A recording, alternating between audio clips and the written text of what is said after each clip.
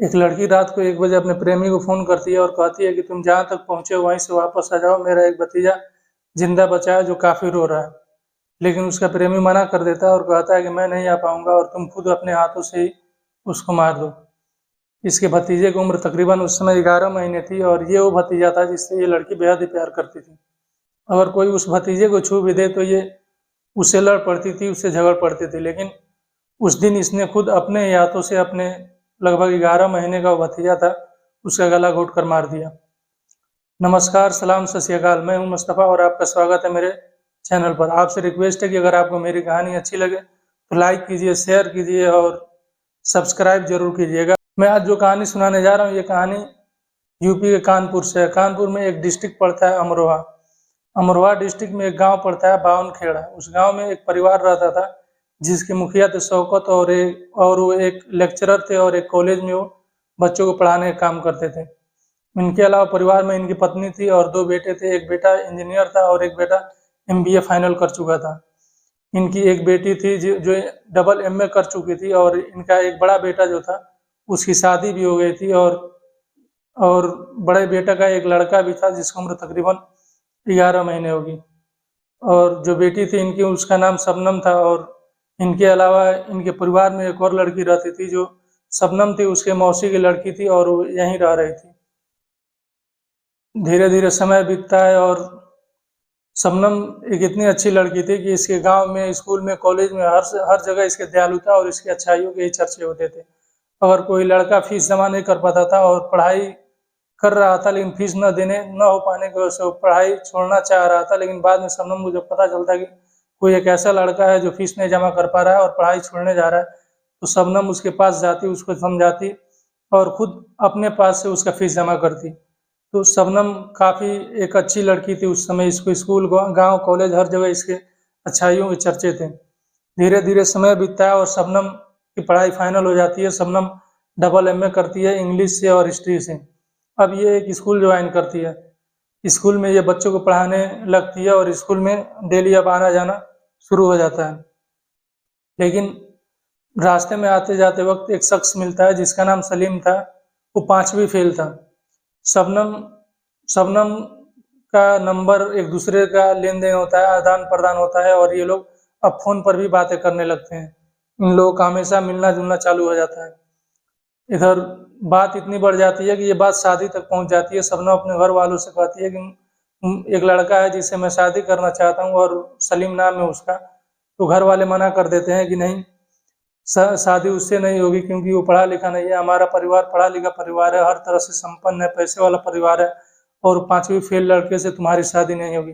लेकिन शबनम जिद पे अड़ी रहती है, मानती नहीं है और घर वाले मना कर देते हैं कि शादी वहाँ नहीं होगी। फिर एक रोज आता है, 15 अप्रैल 2008 का टाइम था, वो तारीख था। उस दिन रात को तकरीबन 1 बज रहे थे। घर में से दहाड़ने और रोने चिल्लाने की आवाज पूरे गांव में शोर उसकी सुनाई देने लगी। रात के तकरीबन 1 बज रहे थे। आस पड़ोस के लोग भागते हुए दौड़े कि मास्टर साहब के घर से इतना ज्यादा आवाज क्यों आ रहा है, रोने के चिल्लाने का। जब ये लोग वहां जाते हैं, घर का दरवाजा खुलवाते हैं, घर के अंदर पहुंचते हैं तो वहां की हालत देखकर इन लोगों की हालत खराब हो जाती है। ये लोग सन्न रह जाते हैं कि आखिर ये सब कैसे हुआ। अंदर जाते हैं, देखते हैं कि फर्श पर पूरा खून ही खून फैला हुआ था। उसी में से कोई एक पड़ोसी पुलिस को फोन करता है, पुलिस आती है। पुलिस आने के बाद वहां देखा जाता है कि 7 लाशें पड़ी हैं, जिनमें 2 शबनम के भाई के थे। एक शबनम का पिता का था और एक माँ का था और एक शबनम के मौसी का था और एक लाश जो शबनम का भतीजा था तकरीबन 11 महीने का, उसका था। अब पुलिस सब लाशों को समेटती है और पोस्टमार्टम के लिए भेज देती है। उस समय यूपी में इतना बड़ा मामला हो जाता है ये कि 10 पुलिस स्टेशनों के पुलिस अफसर इसकी तफ्तीश करने में लग जाते हैं और ये उस समय जो CM थी, मुख्यमंत्री जो थी, वो मायावती थी, उन तक भी ये बात पहुंच जाती है। फिर वो एक रोज आती हैं शबनम के घर और शबनम से मिलती हैं। सबका शबनम के प्रति वो था, शबनम के प्रति दयालुता था, शबनम के प्रति जो भाव था वो नर्म था कि शबनम के साथ बहुत बड़ा ये कांड हो गया। शबनम अकेली हो गई। शबनम के साथ अब शबनम की जिंदगी अब कैसे बीतेगी। लेकिन जब मायावती आई तो 5 लाख देने का ऐलान कर दिया मायावती ने। लेकिन जो उस समय वहाँ के आयु थे, जो इस केस के जांच करता थे, वो मना किए कि नहीं, अभी आप पैसे मत दीजिए, थोड़ा जांच कुछ हो जाने दीजिए, आगे बढ़ने दीजिए तफ्तीश, फिर आप पैसे दीजिएगा। लेकिन मायावती मानती नहीं है और वो अपनी जिद पर अड़ जाती है कि नहीं हमें देना है। फिर जो आईओ थे वो कहते हैं कि आप हमें 48 घंटे का समय दीजिए, 48 घंटे में तफ्तीश कुछ समझ में आ जाएगा कि ये किसके तरफ इसके ऊपर सुई जा रही है, क्योंकि किसने ये मर्डर किया है, तो आप हमें 48 घंटे का टाइम दे दिए। उस दिन मायावती मान जाती हैं और पुलिस को 48 घंटे का समय देती हैं और वो चली जाती हैं। अब पुलिस इस केस को जांच में लग जाती है। इधर पोस्टमार्टम रिपोर्ट आ जाता है। पोस्टमार्टम रिपोर्ट जब देखती है तो पुलिस चौंक जाती है। जो शबनम थी उसकी भी अब रोते रोते हालत खराब थी, तो इसको भी हॉस्पिटल एडमिट करा दिया गया था और ये हॉस्पिटल में ही थी। पोस्टमार्टम रिपोर्ट आता है तो पुलिस देखती है कि उसमें जो वार किया गया था वो कुल्हाड़ी से वार किया गया था और जो जहाँ था वहीं मार दिया गया था, कोई इसका विरोध भी नहीं किया था। और शुरुआती जांच में जब पुलिस ने शबनम से बात की थी तो शबनम ने बताया था कि कुछ लोग छत के रास्ते से आए थे और घर में चले आए और आकर उन्होंने ही सब लोगों को मारा है। और शबनम बताती है कि मैं खुद छत पर थी और वहीं छुप गई जब ये लोग घर के अंदर आए तो जब पुलिस ने सोचा कि अगर चोर डाकू अगर आते हैं घर में तो वो अपने चोरी करने के मकसद से आएंगे, अगर कोई व्यक्ति विरोध नहीं करेगा तो वो क्यों मारने जाएंगे। पुलिस का एक थ्योरी आया कि ये चोर नहीं थे, ये कोई चोर हो ही नहीं सकते हैं, क्योंकि जब कोई विरोध नहीं कर रहा है तो चोर क्यों मारेंगे। फिर जब उसी रिपोर्ट में आगे जब पुलिस पढ़ती है उस पोस्टमार्टम रिपोर्ट में तो देखती है कि एक और चीज चौंकाने वाला सामने आता है कि इन लोगों को मारने से पहले जहर दिया गया था और लगभग जहर से ही सब लोग मर गए थे, लेकिन बाद में फिर इनके ऊपर कुल्हाड़ी से वार किया गया था। इधर शबनम हॉस्पिटल में थी, उससे ज्यादा पूछताछ हो नहीं सकती थी, लेकिन जब ये हॉस्पिटल में थी बीमार थी तो इसके भी कुछ ब्लड रिपोर्ट आए, जांच हुए थे इसके भी, तो कुछ रिपोर्ट इसके भी आए तो एक चौंकाने वाली बात एक और सामने आई कि शबनम प्रेग्नेंट थी। अब पुलिस के कान खड़े होते हैं और अब शबनम के मोबाइल अपने कब्जे में लेती है पुलिस और उस मोबाइल का सीडीआर निकलवाती है। जब सीडीआर पुलिस निकलवाती है तो शबनम एक शख्स से लगातार बातें कर रही थी और जिस रात इन लोगों का मर्डर हुआ था, जिस रात शबनम के परिवार वालों को मारा गया था, उस रात शबनम मारने से पहले और मारने के बाद भी लगातार उससे बात कर रही थी उस शख्स से, और वो शख्स का नाम सलीम था। फिर अब पुलिस सलीम को उठाती है, सलीम से पूछताछ करती है। सलीम से जब पुलिस पूछती है तो सलीम टूट जाता है, थोड़ी सी सख्ती करती है पुलिस तो सलीम पूरी सच्चाई बयान कर देता है। अब बारी थी शबनम से पूछताछ की। अब शबनम से पूछताछ होती है तो शबनम भी अब गुमराह कर रही थी, पुलिस को सच्चाई बता नहीं रही थी, लेकिन सलीम वही मौजूद था। वो शबनम से कहता है कि मैंने सारी सच्चाई बता दिया है, तो अब झूठ बोलने से कोई फायदा नहीं है, इसलिए जो भी सच्चाई है वो तुम भी बता दो।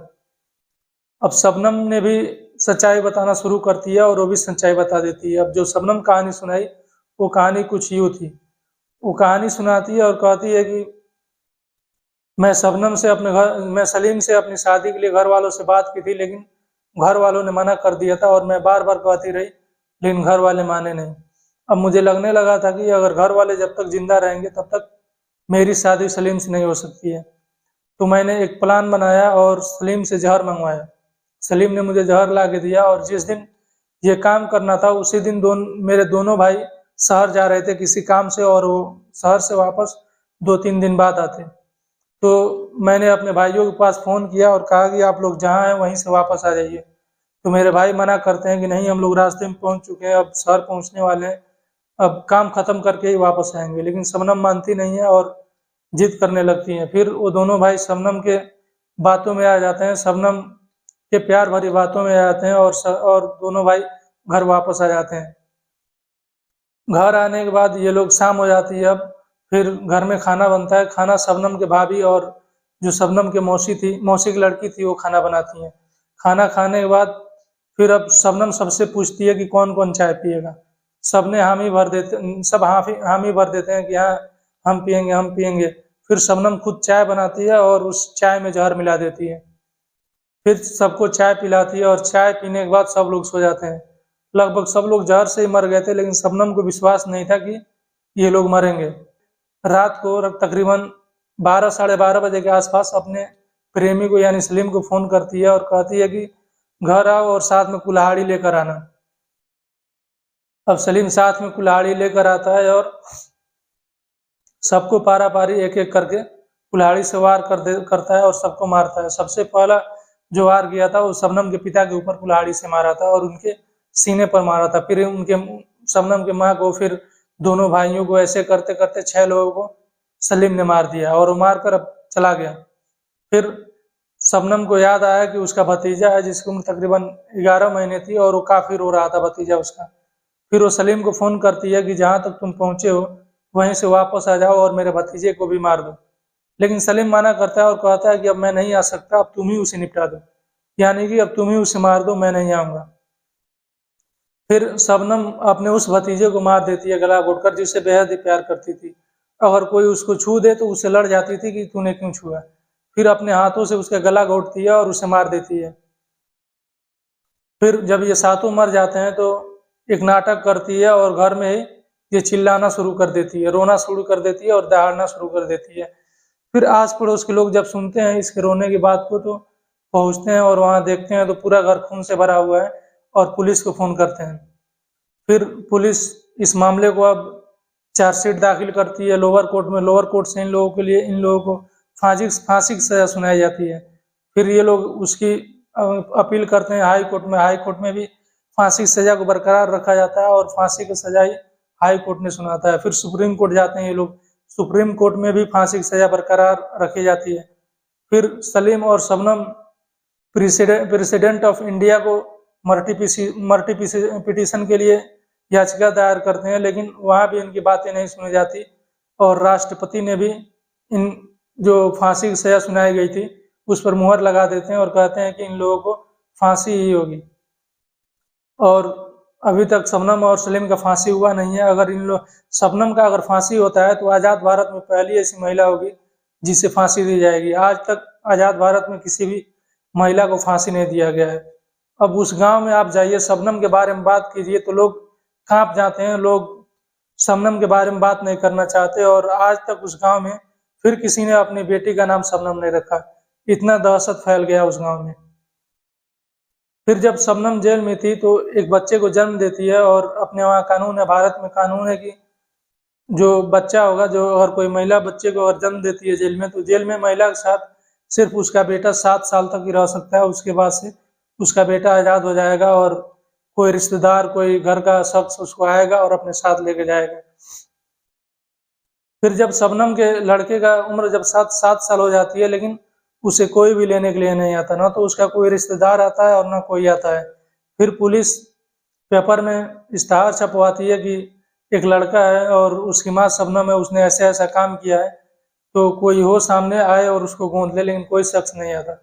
फिर एक शख्स सामने आता है, ये वही शख्स था जो पढ़ाई छोड़ने जा रहा था। बीए फर्स्ट ईयर का स्टूडेंट था ये उस टाइम, और उस टाइम इसका बैक लगा हुआ था पेपर में, लेकिन ये इम्प्रूवमेंट का पेपर के लिए इतना इसके पास पैसे नहीं थे कि वो पैसे भर के पेपर दे सके। लेकिन शबनम ने इसका पैसा भरा, फी भरा और उस लड़के ने पेपर दिया था और वही शख्स सामने आया और शबनम के लड़के को गोद लिया। तो ये उम्मीद है कि आपको ये कहानी अच्छी लगी होगी। अगर अच्छी लगी हो तो हमें सपोर्ट कीजिए, हमारे वीडियो को लाइक कीजिए, शेयर कीजिए और सब्सक्राइब करना मत भूलिएगा।